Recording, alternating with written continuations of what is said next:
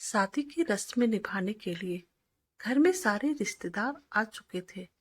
आज मेरी बेटी पीहू की मेहंदी थी और मैं छत पर अकेले में अपने आंखों से आंसू बहा रही थी। और मेरे आंसू थे कि थमने के नाम ही नहीं ले रहे थे। आज मेरा मन बहुत ही उदास हो रहा था और रह रहकर मुझे अपनी माँ की याद आ रही थी। मेरा किसी भी काम में मन नहीं लग रहा था। मैं जब अपनी बेटी पीहू के पहले जन्मदिन पर अपनी माँ से मिलने गई थी तो माँ ने अपने गहनों का डिब्बा मुझे पकड़ाते हुए कहा था, यह मेरी नतनी की शादी के लिए संभाल कर रखना। गहनों का डब्बा मुझे देते हुए मेरी छोटी भाभी ने देख लिया। जाकर उसने बड़ी भाभी को बताया और उसके बाद घर में जो हंगामा शुरू हुआ उसका कोई अंत होते ही नजर नहीं आ रहा था। और फिर उस दिन से रिश्तों में जो खटास आई वह मिटने का नाम ही नहीं ले रही थी। आज जब सारे रिश्तेदार और मेहमान आए थे तो मेरे मायके से कोई नहीं आया था। 20 साल हो गए थे मुझे वहां गए और अपने भाई बहन से मिले। शाम में धुंधले के साथ आकाश से पंछी एक साथ मिलकर अपने घरों की ओर उड़े जा रहे थे, जिन्हें अपने आंसुओं के बीच में निहार रही थी और मन ही मन सोच रही थी, कितनी एकता है इन पंछियों में। और एक हम इंसान अपने स्वार्थ के कारण इतने मतलबी हो जाते हैं कि खून के रिश्ते भी भूल जाते हैं। एक बेटी से उसका मायका छिन जाए, उस बेटी के लिए उसके जीवन पर इससे बड़ी बात और क्या हो सकती है। और फिर मैं अपने अतीत के दिनों को याद करने लगती हूँ और उसी में खो जाती हूँ। जब तक पापा थे वे हर गर्मी की छुट्टी में आते और मुझे अपने साथ ले जाते। महीने भर मायके में रहने के बाद पापा मुझे छोड़ने भी आते। मैं तब कहा करती थी, पापा आप बेकार में परेशान होते हैं, मैं आ जाया करूंगी। यहाँ आपके जमाई जी मुझे ट्रेन में बिठा देंगे और वहां मैं रेलवे स्टेशन पे भी अकेले घर जा सकती हूँ। फिर पापा कहते, जब तक मैं जिंदा हूँ बिटिया, तुझे यहाँ आने से कोई दिक्कत नहीं होगी। तेरा पापा है ना, तू अकेले इतना लंबा सफर क्यों करेगी। जमाई जी को फुर्सत नहीं है तो कोई बात नहीं, तेरा पापा तो रिटायर्ड है। मुझे कौन सा अब दफ्तर की छुट्टी लेनी होती है। कुछ साल बाद पिता एक सड़क हादसे में पूरी तरह घायल हो गए। उसके बाद वो 3 साल बिस्तर पकड़ लिए। तब मैं अकेले ही हर साल जाने लगी अपने मायके। पिता की मौत के बाद धीरे धीरे मायके में सबका व्यवहार मेरे प्रति बदलने लगा। दोनों भाइयों और भाभीियों को लगा, माँ पापा की लाडली हूँ तो मुझे ही सब मिल जाएगा। माँ इसे अपने सब गहने दे देगी और पिता ने भी अपनी संपत्ति की वसीयत में चारों बच्चों का बराबर हिस्सा न रखकर छोटी के नाम ही ज्यादा रखा है। वैसे भी दोनों भाई अपनी बहनों को कुछ नहीं देना चाहते थे। और फिर जब उनकी पत्नियां कान भरने लगी कि सेवा हम करें और मेवा इन्हें मिले, यह कौन सा न्याय है। मुझे तो अपना मायका मोबाइल के चार्जर की तरह लगता था। जिस तरह चार्ज करने से मोबाइल में जान आती है, उसी तरह मेरे भी प्राण मायके में ही बसे थे।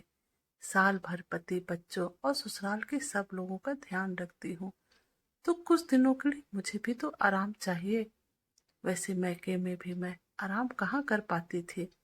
वहाँ भतीजी भतीजे भाई भाभी जैसे साल भर मेरा ही इंतजार करते थे। मैं आऊंगी तो यह बनाऊंगी वह बनाऊंगी, यहाँ जाएंगे वहां जाएंगे, यह करेंगे वो करेंगे। एक लंबी लिस्ट सब बनकर रखते थे मेरे लिए, जो आते ही मेरे हाथ में पकड़ा देते और मैं भी किचन की कमान पूरी तरह संभाल लेती। और फिर दोनों भाभीियों को आराम मिल जाता। माँ की आंखें तो मुझे देखने के लिए ही तरसती रहती, बेटा तुझे यहाँ आकर भी आराम नहीं मिलता, थोड़ी देर बैठ जाया कर मेरे पास। हाँ माँ, बस सबके लिए नाश्ता लगा कर आती हूँ, तब तक आप चाय पीजिए। चाय का कप माँ को पकड़ाते हुए मैं बोली तो माँ ने मुझे अपने पास बिठा लिया। सच ही कहते हैं, किसी का चाम प्यारा नहीं उसका काम प्यारा होता है। जब तक तू सबके मन का काम करती रहेगी तुझे मायके ससुराल हर जगह मान सम्मान मिलते रहेगा।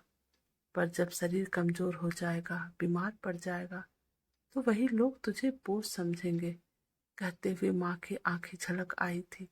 माँ, मुझे यहाँ कोई दिक्कत तो नहीं होती, भाई भाभी सब लोग पूरा ध्यान तो रखते हैं। मैं और आपके जमाई जी तो चाहते हैं आप हमारे साथ रहो, चलो ना इस बार मेरे साथ। नहीं बेटा, मुझे यहाँ कोई दिक्कत नहीं है, मैं बिल्कुल ठीक हूँ। बस तू काम करने के साथ साथ अपनी सेहत का पूरा ध्यान रखा कर। बुआ, मम्मा मम्मा, अतीत से आती आवाजें जैसे उसके बहुत पास से आ उसे झकझोर रही थी। मम्मा, आप यहाँ क्या कर रहे हो इस समय? नीचे सब आपको ढूंढ रहे हैं। और यह क्या रो रहे हो आप? पीहू दोनों हाथों में मेहंदी लगाए उसके पास खड़ी थी। अरे बिटिया, तू ऊपर क्यों आई? मैं बस सूखे कपड़े उठाकर ही आ रही थी। लगता है रात को जोर की बारिश होगी। मम्मा, किससे झूठ बोल रही हो आप? कपड़े तो है ही नहीं यहाँ। याद करो, आज तो मशीन से निकाले ही नहीं। अरे हाँ, मैं तो भूल ही गई थी। आज तो मेहमानों के बीच वॉशिंग मशीन चलाने का समय ही नहीं मिला। आप मामा मामी और मौसी को याद कर रही हो ना? क्यों झूठी उम्मीद लगाए बैठी हो? नहीं आएंगे वो लोग? ऐसा नहीं बोलते बेटा, वो आएंगे। तेरी शादी में मेरा मन कहता है। फिर तो हो गई आपकी बेटी की शादी। 20 साल से तो एक बार भी खोज खबर नहीं ली है उन्होंने। मैंने तो उन्हें देखा भी नहीं है और ना ही उसकी कोई फोटो ही है आपके पास। अच्छा छोड़, चल दिखा मेरी गुड़िया के हाथों की मेहंदी। यह लो देखो और बताओ कैसी लग रही है। बहुत ही सुंदर डिजाइन बनाया है पार्लर वाले ने। वैसे तेरी मौसी भी, हाँ पता है, वो बहुत बड़ी मेकअप आर्टिस्ट है। तुझे कैसे पता चला? मैंने तो कभी नहीं बताया। वो तो मैंने बस तुक्का लगाया था। काश वो तुझे दुल्हन वाला मेकअप करती। पीहू ने माँ से कह तो दिया था कि वो झूठी उम्मीद लगा रही है, पर अपनी माँ की आंखों में अपने भाई बहन से मिलने की जो तड़प देखी, वो उसे बेचैन कर गई। उसने फेसबुक पर अपने दोस्तों की मदद से अपनी मौसी और मामा के बारे में काफी जानकारी इकट्ठी की। मेहंदी की रस्म के बाद हल्दी और फिर अगले दिन शादी। रात भर पीहू जगी रही। अपनी माँ की आंखों में तैरती उस उम्मीद ने उसे जगाए रखा जो अपने भाई बहन से मिलने के लिए थी। उसकी कुछ सहेलियां पुणे में रहती थी, जिसकी मदद से उसने अपनी मौसी पल्लवी का कांटेक्ट नंबर लिया। फिर सुबह 5 बजे फोन किया और अपना परिचय देते हुए अपनी माँ के बारे में बताया। उधर पल्लवी भी अपनी बहन से मिलने के लिए बेचैन थी। मेरी बहन छोटी की बेटी हो तुम, ढेर सारा आशीर्वाद। कैसी है मेरी बहन छोटी? ठीक तो है मेरी छुटकी? अब तो बहुत बड़ी हो गई होगी। बड़ी नहीं मौसी, समय से पहले बूढ़ी हो रही है आपकी बहन। आपके लेटेस्ट फोटो देखिए अभी आपके फेसबुक आईडी पर। आप तो मम्मा की छोटी बहन दिखती हो। वो तो मुझसे 10 साल छोटी है, लेकिन ठीक कह रही हो, घर परिवार की जिम्मेदारियों ने उसे अपने लिए समय कभी मिला ही नहीं। मौसी, आप दोनों मामा जी से बातें करो कि वो मेरी शादी में आए। माँ बता रही थी कि मामा और मौसी का शादी में होना बहुत जरूरी है। हाँ, मामा ही शगुन के गहने पहनाता है। माँ ने तेरी शादी के लिए जो गहने रखे थे, वो आज भी मैंने बैंक लॉकर में ही संभाल कर रखे हैं। उन्हें कई बार बेचना चाहता था, पर वो माँ ने मुझे कसम दी थी कि छोटी की शादी में उसे नहीं दे पाई थी, पर उसकी बिटिया की शादी में यह गहने जरूर देना। तेरी माँ ने उस दिन के हंगामे के बाद हमसे रिश्ता ही तोड़ लिया। शायद वो सारी बातें जो दोनों भाभियों और भाइयों ने की थी, वो सब तेरे पिता और दादी को पता चल गया था।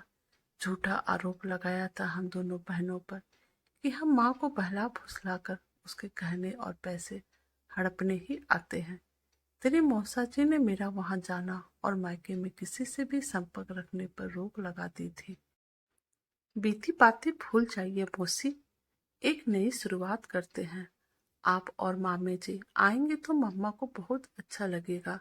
छोटी, जो पीहू के कमरे के साथ वाले कमरे में रिश्तेदारों के साथ ही लेटी थी, नींद उसकी भी आंखों से कोसों दूर थी। पीहू धीरे धीरे ही बातें कर रही थी। फोन पर जो थोड़ा बहुत उसे सुनाई दे रहा था, वो पहले तो समझ नहीं पाई कि पीहू उसकी बहन पल्लवी से बातें कर रही है, क्योंकि उसका तो कोई नंबर ही नहीं था। इतने सालों से एक दूसरे से संपर्क के सारे रास्ते भी बंद हो गए थे। अंतिम शब्द उसके कान में गूंजने लगे। मम्मा को बहुत अच्छा लगेगा, किसको अपनी शादी में बुला रही हो? या वो समझ नहीं पाई थी। शादी की तैयारी जोरों से चल रही थी। हल्दी वाले दिन भी मैं नजर दरवाजे पे रह रह कर जा रही थी। मुझे सबसे ज्यादा खुशी कब होगी यह पीहू जानती है। तो कहीं सच में ही तो पल्लवी दीदी से बातें नहीं कर रही थी। एक उम्मीद की किरण मेरे मन में रोशन हो गई थी। अगले दिन जब पीहू को सजाने के लिए पार्लर वाली आई थी, भाभी माँ, क्या आप यह चाय उन्हें दे आएंगी? मेरी ननद ने कहा तो उसके हाथों से चाय की ट्रे लेकर मैं पीहू के कमरे में चली गई, जहाँ पीहू की उम्र की ही दो लड़कियां के बीच एक महिला बैठी थी। उसकी पीठ दरवाजे की तरफ थी और वह पीहू से हंस हंस कर खूब बतिया रही थी। यह हंसी या आवाज सालों बाद भी मैं अपनी दीदी की आवाज करोड़ों आवाज में से पहचान सकती हूँ। मुझे एक पल के लिए लगा, फिर लगा शायद आज मुझे यह आवाज पहचानने में धोखा हुआ है। मैं चाय की ट्रे लिए आगे बढ़ रही थी, तभी पीहू ने मुझे देख लिया और मेरे हाथों से ट्रे लेकर टेबल पर रख दिया। मम्मा, आंखें बंद कीजिए, आपके लिए सरप्राइज है। अरे पीहू, क्या कर रही हो? अभी कितना काम है और तुझको खेल सूझ रहा है। प्लीज मम्मा, एक बार आंखें बंद कीजिए, बस। मैं 3 तक गिनूंगी तो खोल लीजिएगा। अच्छा बाबा, जो हुक्म मेरी आका। 1 2 3। जैसे ही मैंने आंखें खोली और सामने अपनी बहन को देखा, मुझे पल भर के लिए अपने आंखों पर विश्वास ही नहीं हुआ। पल्लवी ने मुझे गले लगा लिया। छुटकी दीदी को माफ नहीं करेगी क्या? दोनों बहनें गले लगकर रो रही थी। कभी दरवाजे पर दस्तक हुई। हमारे भी गले लग जा बहन, मेरे दोनों भाई बोले। सुबह बेटी को फोन पर किसी से तो बातें करते हुए जो उम्मीद जगी थी वो पूरी हो गई। पल्लवी ने पीहू को अपने हाथों से सजाया और अपनी माँ के गहने उसे पहनाए। माँ और मौसी मामा के साथ साथ नानी का आशीर्वाद है तुम्हारे साथ। एक चीज और है बिटिया तेरे लिए, यह हमारे पापा का चांदी का पेन है जो उन्होंने मुझे दिया था। बड़े मामा जी ने पीहू के हाथों में पकड़ा दिया। पीहू की विदाई के बाद मेरे भाई बहन हफ्ते भर मेरे साथ रहे, फिर हमेशा फोन पर बातें करते रहने और समय मिलते ही दोबारा आने का वादा कर कर चले गए। तो दोस्तों, आपको हमारी ये कहानी कैसी लगी आप प्लीज़ हमें कमेंट कीजिएगा। प्लीज़ हमारे चैनल को लाइक